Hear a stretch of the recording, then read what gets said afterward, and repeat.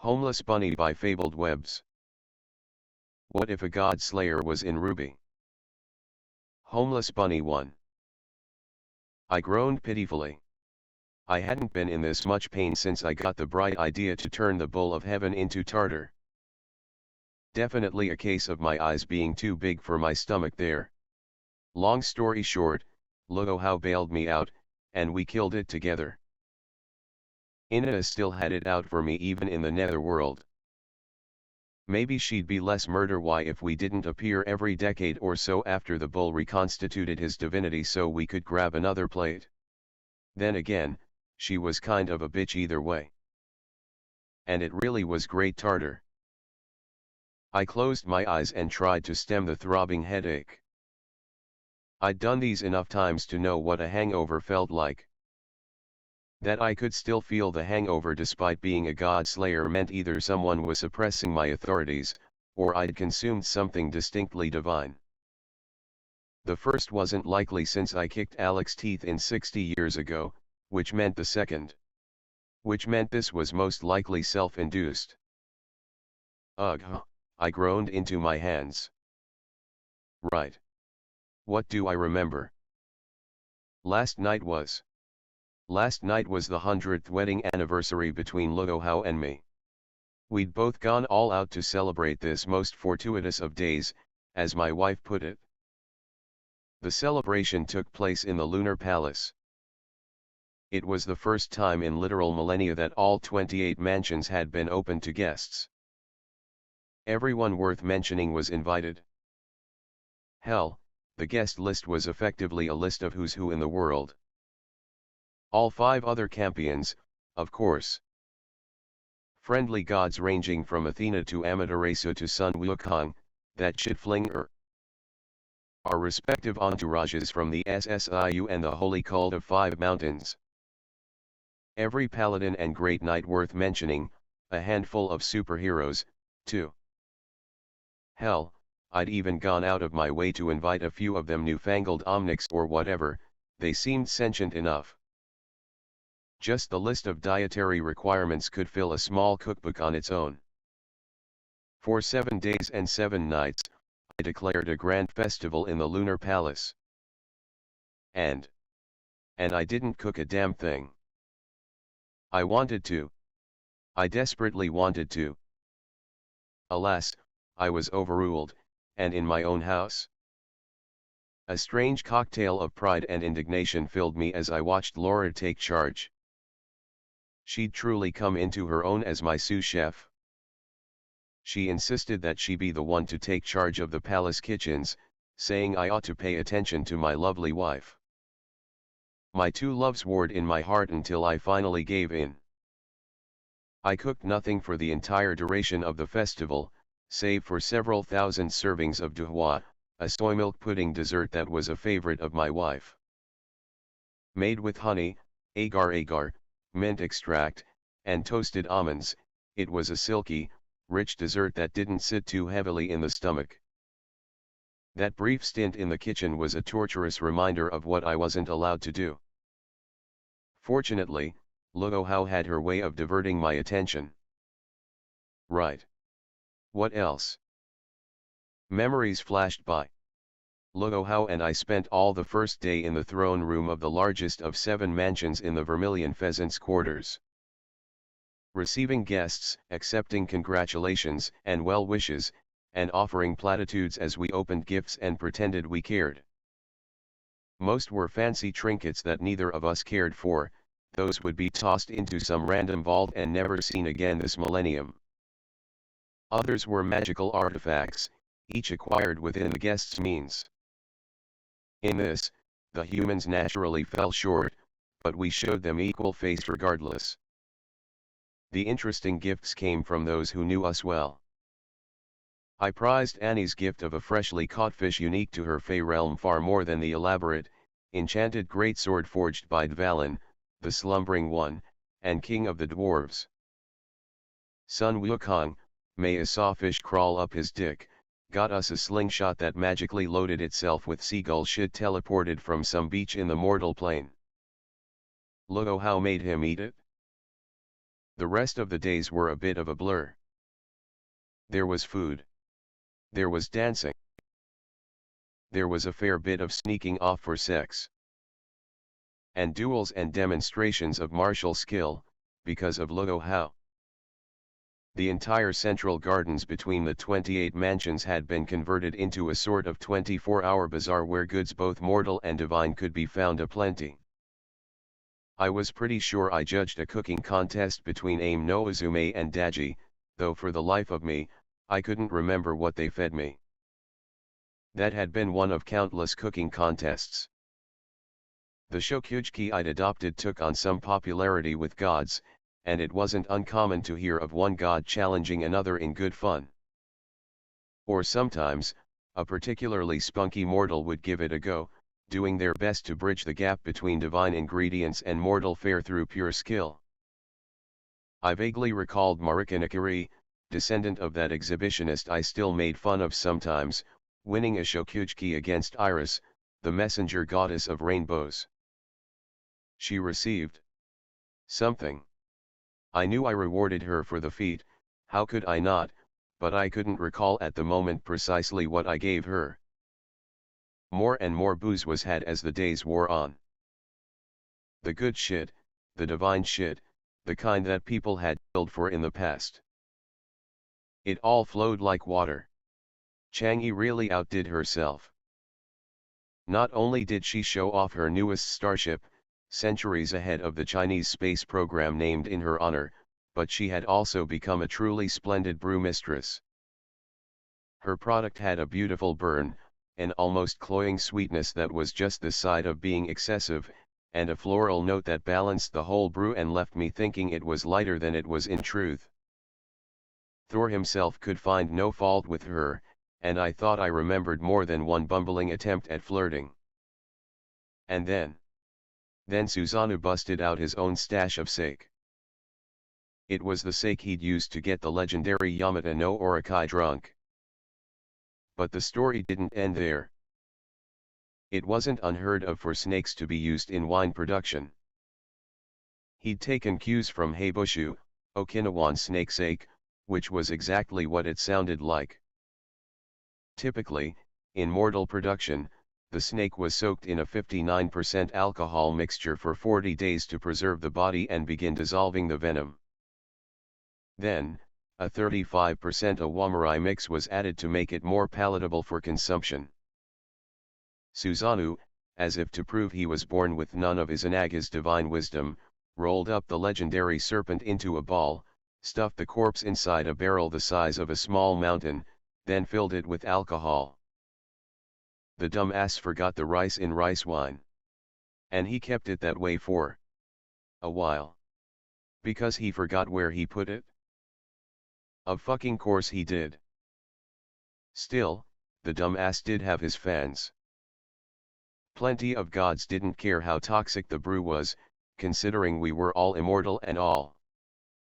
Most didn't mind a way to get drunk even faster, and war gods like Hachiman liked to prove how manly they were by chugging it off a stein, because a shot glass wasn't nearly big enough for them. Chang'e and Susanoo got into an argument about whose drink was better. Of course, that inevitably meant I got dragged into it. Chang'e won for, actually knowing what the fuck she was doing, and Susanoo challenged my decision with the drinking contest. And then there was a portal? Something about the Fey roads and Odysseus promising me an adventure? Oh. That explains why I don't remember shit. Lesson learned. Divine constitution or not, don't mix Beijo and Heibushu, especially when the latter was made using the fucking Yamata no Orokai by the biggest idiot in the Shinto pantheon. I slowly opened my senses. My list of authorities wasn't the only thing that had grown in the past century. The grass beneath me tickled my ears as the world opened itself to me.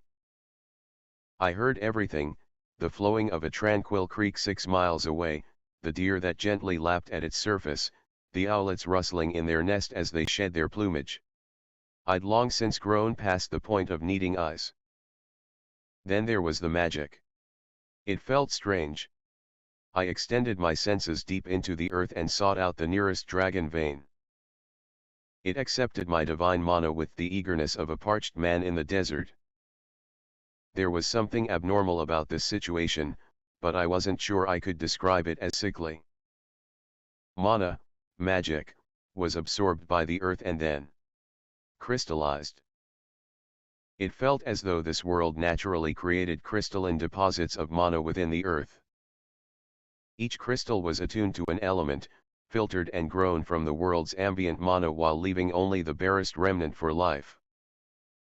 I laid there on the forest floor and watched as the world took in a trickle of my divine mana and generated enough of these crystals to fill a small house. It probably took thousands of years for the world to gather this much naturally, but well, Campione. I sat up and slowly opened my eyes. There was a small rabbit that grazed near me. It was even smaller than Don Fluffles, who'd refused all offers of an enlargement blessing. The smug shit was probably bullying some of Lugohow's newer acolytes. I smiled and reached down, stroking the bunny between the ears. If I sat still long enough, woodland creatures tended to gather at my location, part of the authority I got from Johnny Appleseed. That, and free apples. Forever. Wasn't exactly the strongest authority or anything, but the guy was a fallen god who migrated to the New World to start a different legend. I probably would have left him alone had he not started messing with mundane agriculture on such a large scale. How peaceful, I muttered softly. I might just hang out for a bit. Sober up and see where my feet take me before I go back to the moo. I trailed off as my gaze flickered to the night sky. A century of life fighting gods and divine ancestors, and just generally being married to Lugohow, had given me a stiff upper lip. Bunny or not, I didn't spook easily. Typically, I was the one who left others speechless. But this was beyond the pale. I looked up and saw the moon, its soft light illuminating the night. It was utterly shattered, like an egg. Fury like I'd never felt boiled to the surface, and every single living thing for miles felt the oppressive pressure of an enraged godslayer. What the fuck happened to my house? Homeless bunny too. Oh, you've got to be fucking kidding me, I moaned, clutching my poor head. My own yelling sent agonizing pangs through my skull, like that fucker Surtur took a club of magically condensed magma to my head. Again. I took a deep breath and reined in my power. The poor bunny I'd been petting was frozen solid, scared out of its wits. I reached out and filled it with healing wood chi before letting it scamper away. Slowly, the world began to breathe a sigh of relief, as though a great disaster had passed it by. This is bad. Godslayers were creatures of habit. Vauban, centuries-old geezer that he was still every bit the hunter. Lugohow was a Xiangxianut. Aisha was eternally 17 or else. We were creatures of obsession, of an all-consuming passion that defined the core of our being. We were defined firstly by our natures, and secondly by our authorities. And of our authorities, the very first god we slew tended to have an outsized influence on our souls. I was the Jade Rabbit. It wasn't just a title I inherited or a name I adopted to pay homage to Jade. I was the Jade Rabbit in a very literal sense. Because Jade gave me all of her estate, it affected me in ways no one could have predicted when I first ascended. For starters, Maxazak wasn't the last snake god to try and eat me. Hell, I probably fought all of the strongest ones, except Yamada, who was flavoring some shitty sake. Apophyse. He was a chump. Typhon. Better, but 100 times the bitching didn't exactly make for a good time. Hormongandr. Probably my least favorite. Fucker ate me. Again. Half of these weren't even in my territory either. They just liked to show up at random points to eat the biggest rabbit, and none of the others interfered because he's your prey, Tianyu. By the gods, I hated my siblings sometimes. My unfortunate encounters with snake deities aside, many of my authorities were heavily associated with my status as the Jade Rabbit, which meant cooking, the 5 elements, yin and yang, or the moon, which some fuckwit broke. I took in a deep, fortifying breath. Losing control of my temper really wasn't healthy. For everything else around me, I reached into my pocket and produced the white rabbit's foot, which acted as the key to the lunar palace. I tossed it into the air and nothing. Figures. Broken moon, broken key. Sighing, I climbed into the sky. My authorities would be greatly hampered here.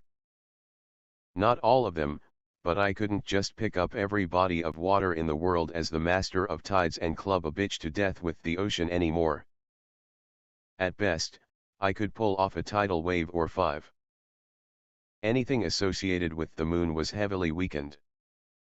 Which, unfortunately, also meant any easy access to the netherworld.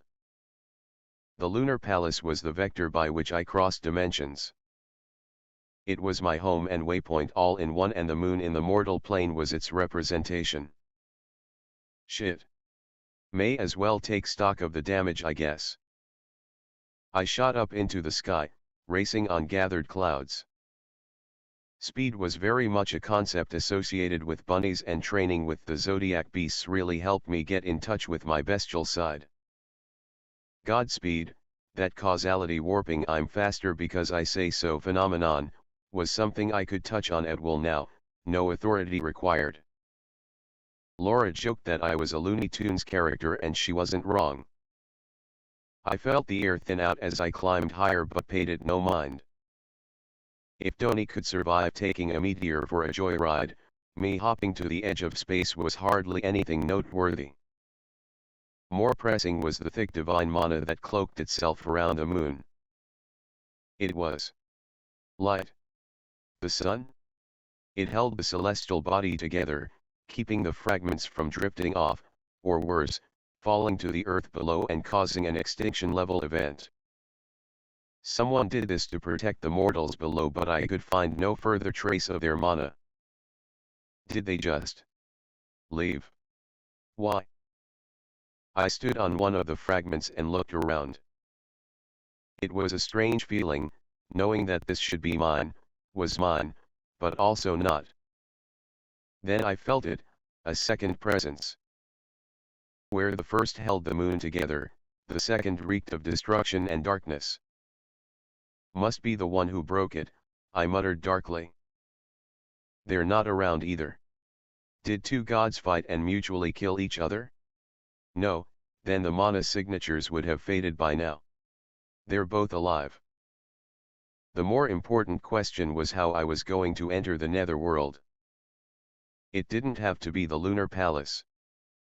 Over a century of cooking for gods and exalted guests earned me quite a bit of goodwill. I was often called divine chef, or he whose hall is filled with laughter, if you were Chinese, because they liked being pointlessly wordy and vague about things. Something about poetry? I had no idea. It was one of the few things Luo Hao and I disagreed on.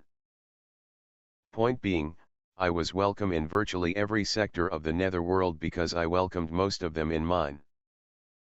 I had a reputation as a gracious host and, should there be a need, the lord of the foremost neutral ground in the netherworld.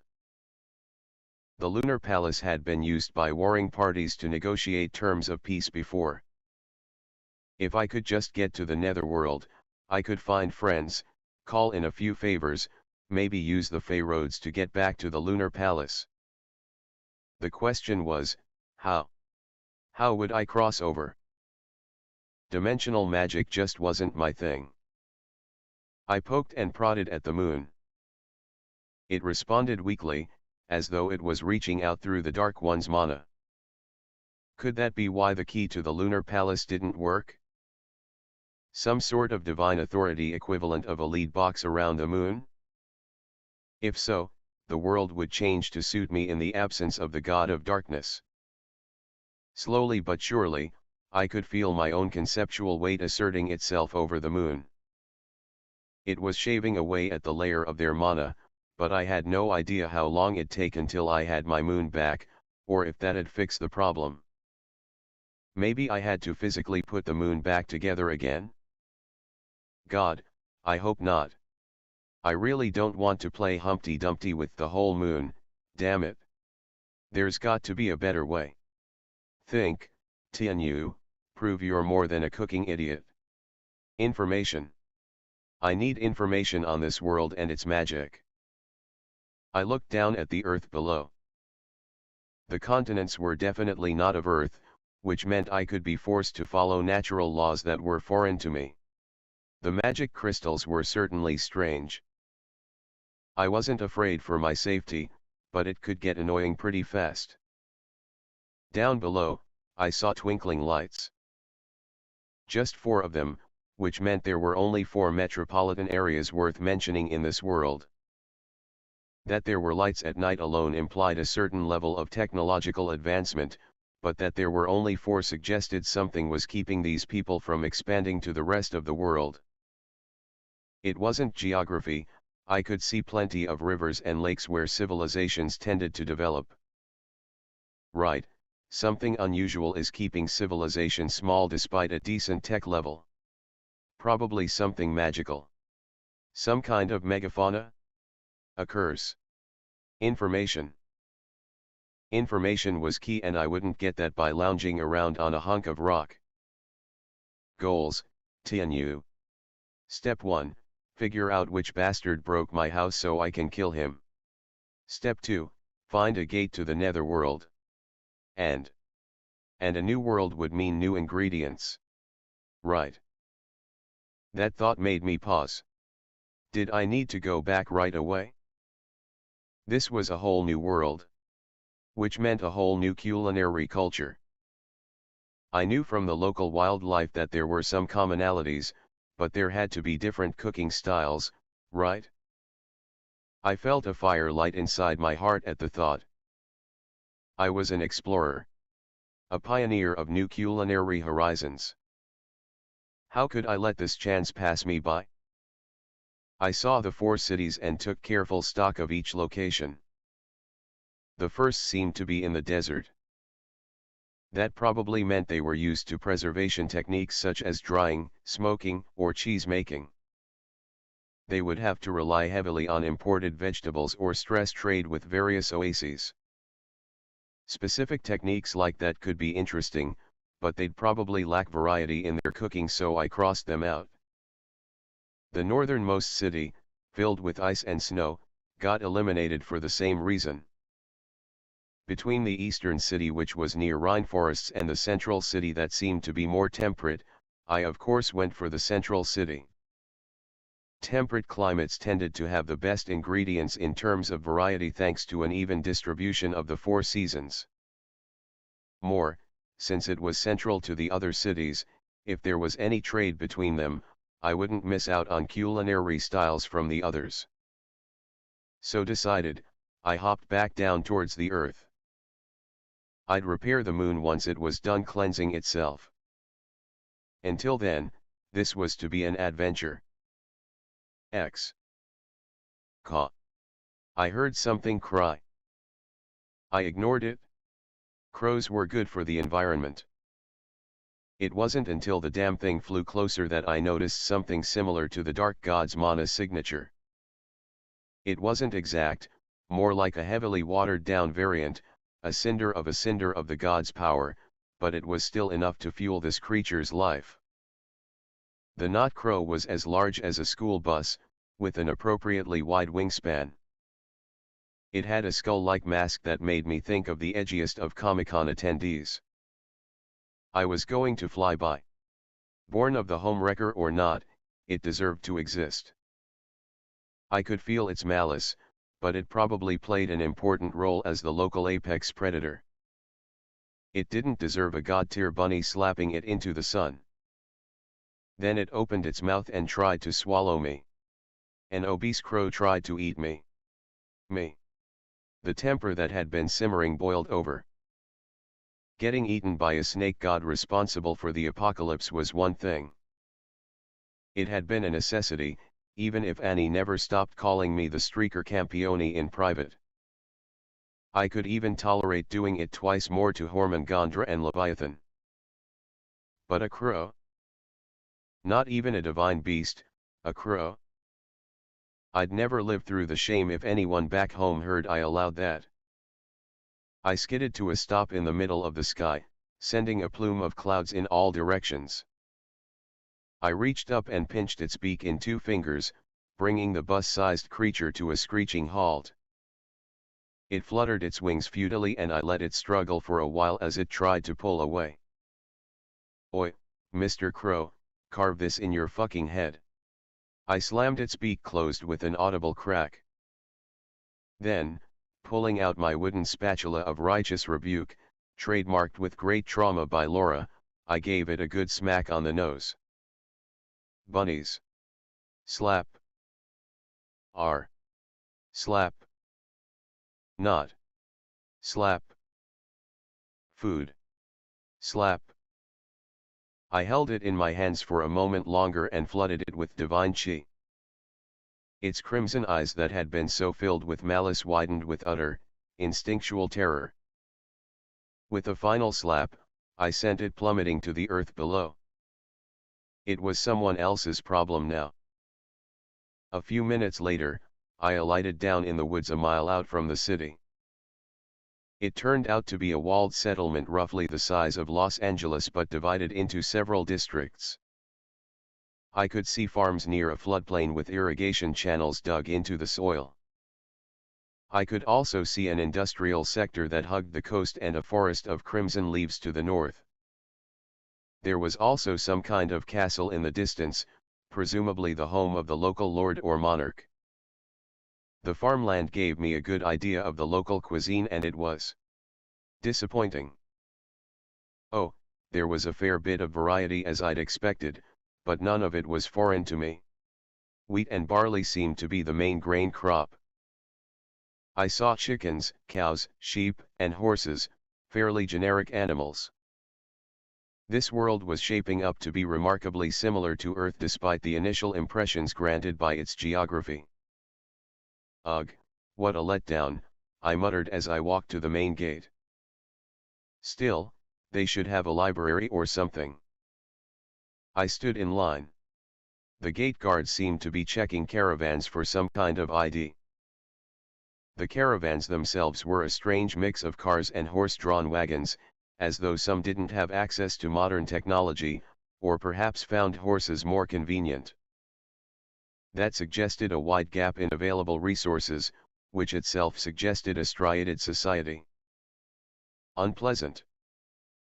Worse, many people took one's glance at my bunny ears and gave me a wide berth.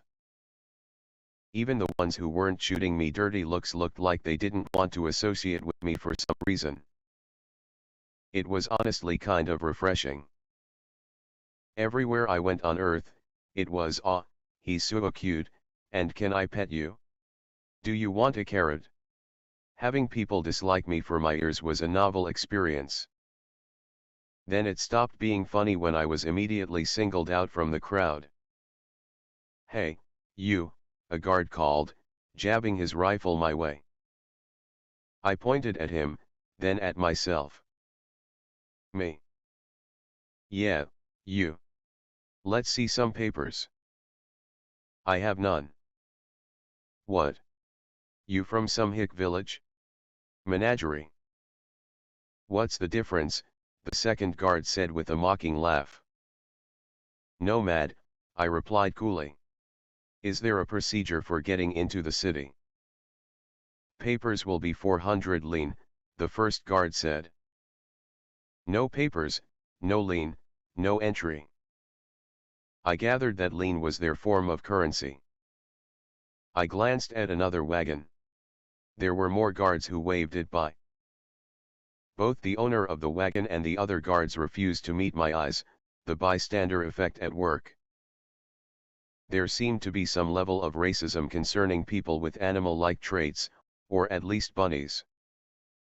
I felt personally offended. What did they have against bunnies? Somehow, I doubt that's how it works. It is if you're a fucking animal. You get all your shots. I'm immune to all illnesses.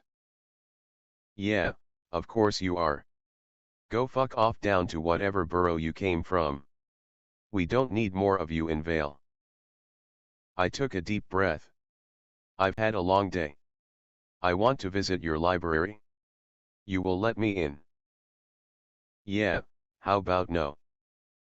I reached into my pocket, making them stiffen up. The wooden spatula of righteous rebuke. No, that was too harsh, they wouldn't survive. I instead opted for its little brother, the wooden spoon of gentle guidance, also named by Laura amidst great struggle. I held it in one hand, bracing it between my pinky and thumb for easy flicking. Last chance. That's a spoon, guard number 2 said with a laugh. It is. Heh, look at this clown. Suit yourself. My hand blurred forward. The wood, enchanted peachwood of course, made 2 satisfying cracks against the guards' foreheads. It launched them into the air, knocked out with the barest hint of my strength. And that was how I became a terrorist. What the hell was a white fang? Homeless Bunny 3. Suspect is a male, rabid Fanu's child with white hair and prominent ears. He assaulted 2 gate guards and fled into the city before losing them by hopping onto the rooftops. He is thought to be a White Fang agent and possesses a mobility-related semblance. All citizens are advised to approach with caution. This has been Lisa Lavender for the Vale News Network. I heard from a TV hung over a cafe patio. I'm not a child, I muttered darkly. They left out the bit about me using a spoon, probably to spare those racist fuckers' dignities. And what the hell's a semblance? Or a white fang? There was much to do. For starters, I needed a place to crash.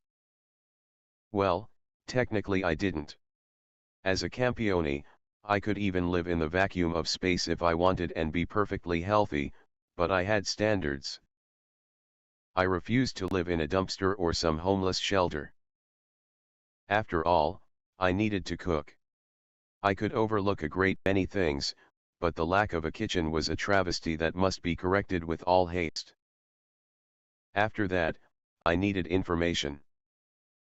Ideally, there would be a mage association nearby that I could bully for answers, but I wasn't counting on it. I wasn't hiding my power in the least. I wasn't even sure the dark side of the Moon Authority could be activated in the first place considering the circumstances.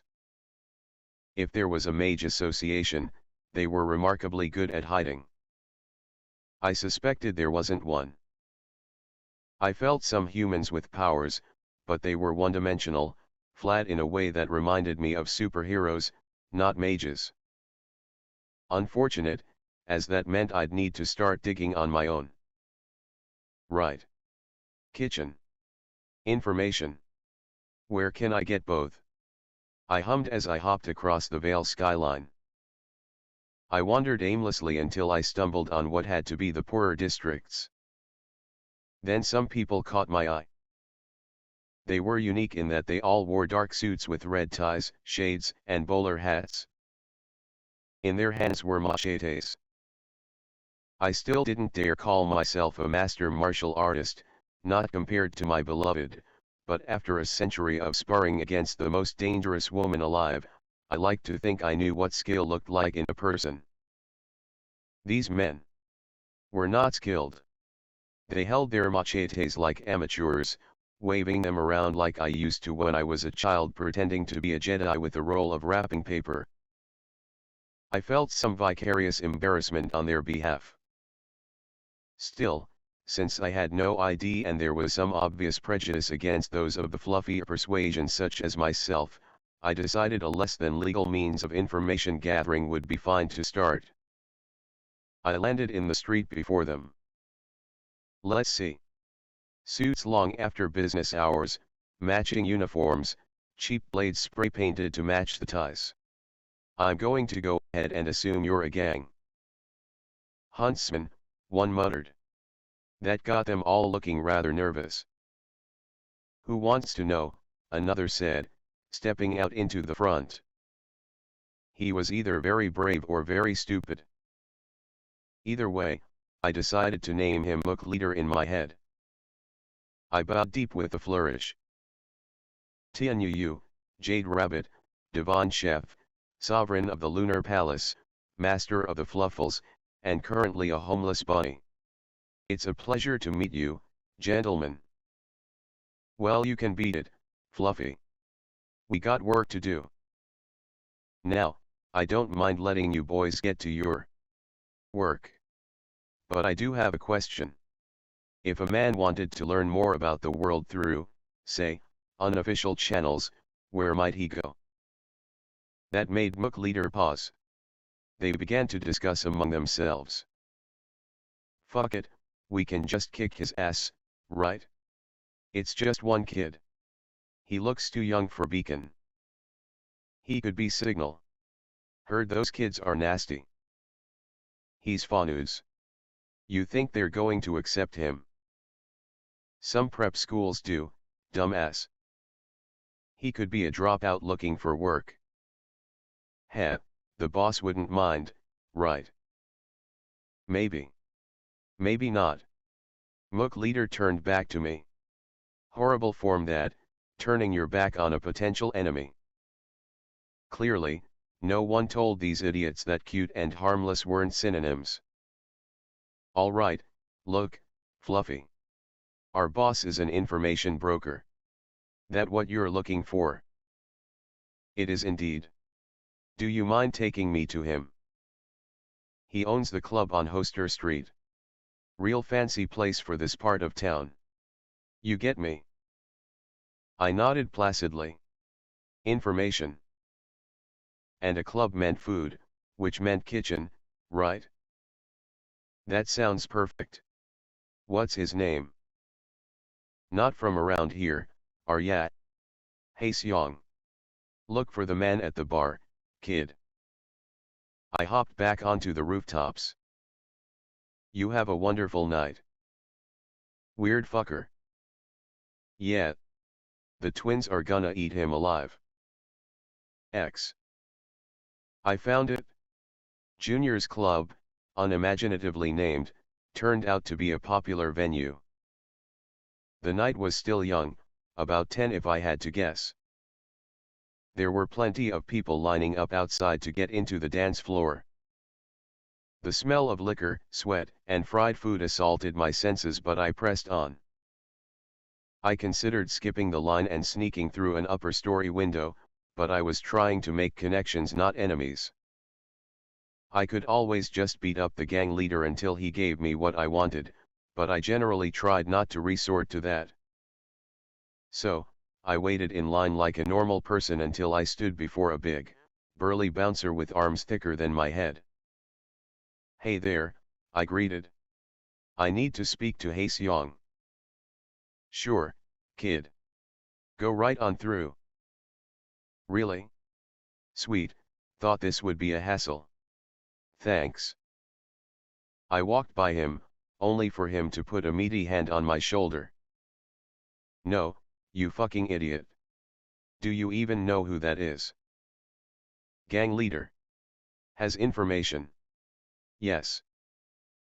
And you think you can just walk right in, do you? I mean. Yes. He tried to pull me out of line, but I refused to budge. My apparent weight caught him by surprise for a moment before he put his back into it. Ugh, he groaned. See? I said as I kept walking. I'm going to walk right in. One of his guys said I can find him at the bar. He'll show up if I drag his bouncer, right? Brothers, damn it, what the fuck are you made of? Fluff and spite. Seriously, bunnies are the most vindictive assholes alive, I chirped cheerfully. I'd yet to so much as pull my hands from my pockets. There were some gang members lounging around, but they seemed confused. Whatever, the bouncer said finally, letting me go. You huntsman types think you can do whatever the fuck you want. Go on then, let the twins have you. Thanks. Now that I was rid of the not literally dead weight, I took a quick glance around the room. The club was an impressive structure, a 3-story building with the center hollowed out in favor of an arching roof. The main attraction was a large dance floor that had been tiled with white, LED lighting. A DJ's booth was manned by a man who wore the now familiar suit and red tie and a mask shaped like a teddy bear. Because style or something. I could see booths in the corners and a small dining area on the second floor. I tuned out the unnecessarily loud music with long practice and made my way to the bar. It covered one entire wall and I found several more of the Seong family mixing drinks. I pulled up a stool and waited my turn. "Heh, you want a glass of milk, kid?" one of the bartenders asked. "Nope. I'm looking for information. Is Hae-seong around?" "You want the boss? A prep school dropout, eh?" "Hey, I'll have you know I got a high school diploma." "Sure, whatever, brat. You got anything worth trading?" I frowned in thought. I wasn't in the habit of taking simply because I could, that was the way of a tyrant. Good service deserved to be rewarded. God or mortal, I promised myself I would treat all with equal civility until civility became no longer appropriate. With that in mind, I spoke.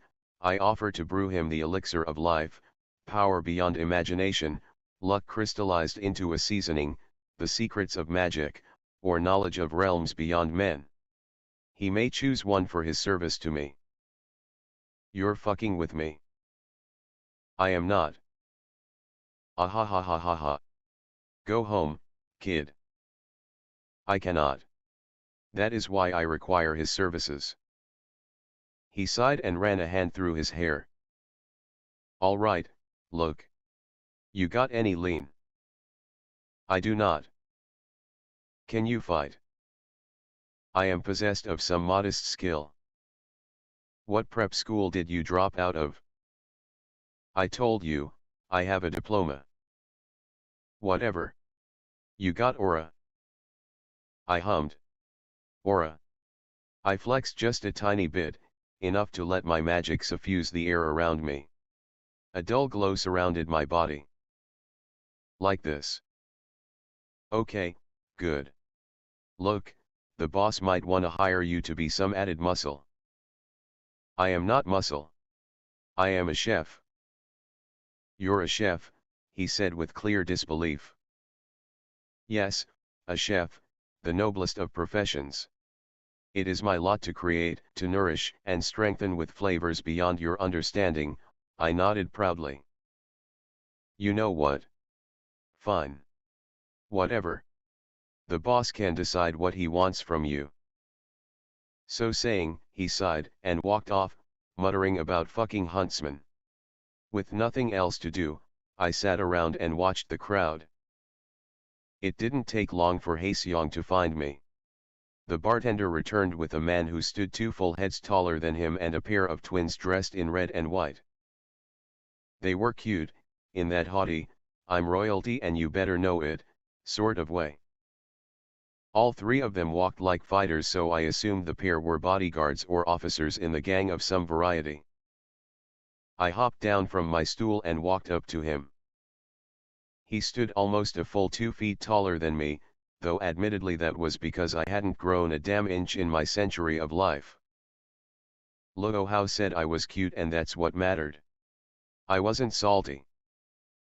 "Hae-seong." "Yeah. Who wants to know?" "Tianyu Yu, Jade Rabbit, Divine Chef, Sovereign of the Lunar Palace, Master of the Fluffles, and currently a homeless bunny. And might I say, you are tall. And you're short." Look, kid. You got aura, fine. Now why would I want to help you? I nodded and repeated my offer. Understandable. You are a businessman, albeit an illicit one. I offer to brew for you the elixir of life.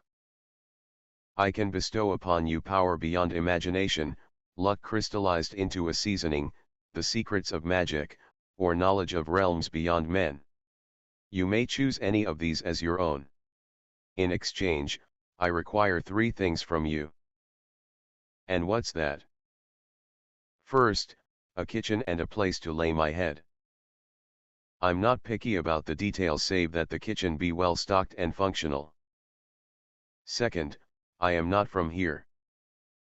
I require general information about Vale's laws and customs. Third, I have a deep love of history, mythology, and theology. I require any first-hand accounts of magic, gods, enchanted artifacts, and the like. Religious texts, anthologies of legends and folk tales, or chronicles of ancient kings will all be acceptable. That's. You came to the city for this. You look puzzled, I observed. Why do you look puzzled? I believe my requests are all within your ability to grant. No, it's just you. You know you're a terrorist, right?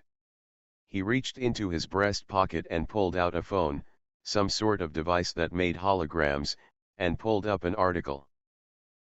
They're saying you beat up some guards at the gate before rushing into the city an hour ago. Good, you are well informed of my activities. I expect no less of Vale's information broker, I nodded, buttering him up a bit. They're saying you're White Fang. I do not know what they are. You're fucking with me. He stared at me like I was a lunatic before reality dawned in his eyes. Oh, shit, you're not fucking with me. You really have no clue, do you? No, I did say I require general information as well. What is a White Fang? Fanu's terrorists who think they're fighting for Fanu's rights or something, the White Twin said. She had long, silky black hair, and a flower pinned to her ear. What? Are you from another planet? Yes. Funny. Haseong sighed. Look, I'm going to assume you're from way out in the Hicks somewhere. You have any combat training to go with that aura? I do, but I don't think this is the place to prove it, I said, gesturing broadly to the dance floor. Our conversation was drowned out by the blaring music, but if we fought here, more than a few people wouldn't be going home tonight. No, it's not, he agreed. And what? You want me to get you information you could acquire from the library? For what? I told you, the elixir of Li Dash. No. Be serious, kid. This was a problem. I was 100% serious. Gang leader or not, I would have happily given him a small fragment of my power, power enough to make him stronger than great knights in my world. But he didn't believe me. His loss then. I toned down my offer. Very well, I can cook. I am the greatest chef in the world, and unlike fighting, this is something I can prove right now. Hey, Lenny, how busy's the kitchen right now? He shouted. Not busy, boss. What's up? Came the call back. All right, Bunny, tell you what. You're going to make the 3 of us dinner. You got 15 minutes to make whatever you want. If we like it, we'll keep you around as the chef. You get a room upstairs and I'll forge you some papers so you can go out and do your own damn research. I smiled brightly. A cooking challenge? Levied by Immortal to Tianyu? I could not decline. The core of my very existence demanded I answer. Very well. I accept your challenge. Rest assured, you will taste the food of the gods tonight. X. 15 minutes and hilarious abuse of my authorities and Godspeed later. Hey, call me Junior. Seong was splayed out on the floor in a blissed out coma. The twins had shed their haughty attitudes in favor of fighting over the last slice of my lemon raspberry pie.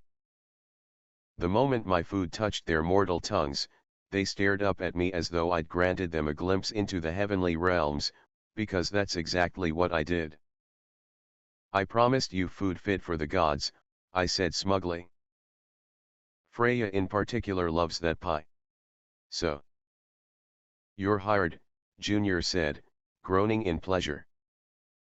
And making breakfast, the red one, Miltiades Malachite, said. We want something sweet, but not fattening, the white twin, Melanie, added. Then she had to defend her dessert from her traitorous sister's fork. I laughed. Yes, not cooking for a week was truly too much. And my information. You got it? I'll buy you a scroll, Junior burped. I'm glad we understand each other, boss.